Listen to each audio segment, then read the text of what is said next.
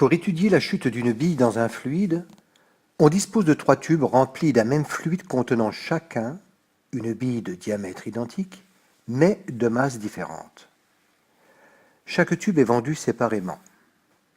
Ils servent chacun à montrer que la vitesse limite atteinte par une bille dans sa chute est fonction de sa masse. L'étude du mouvement d'une bille dans le fluide se fait par acquisition vidéo. Le tube choisi est placé sur un support horizontal. On le retourne, puis, à l'aide d'un aimant, on maintient la bille à l'extrémité de ce tube qu'on retourne à nouveau. Devant une caméra ou une webcam, on enlève rapidement, verticalement, l'aimant. La bille chute alors devant la caméra qui enregistre son mouvement.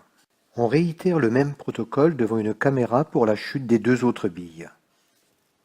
À l'aide d'un logiciel adapté, on peut réaliser une chronophotographie des 3 mouvements, à partir de laquelle on mesure les ordonnées de chaque bille. Une autre méthode d'étude consiste à utiliser un logiciel de traitement d'image et de faire l'acquisition automatique des ordonnées de la bille en fonction du temps.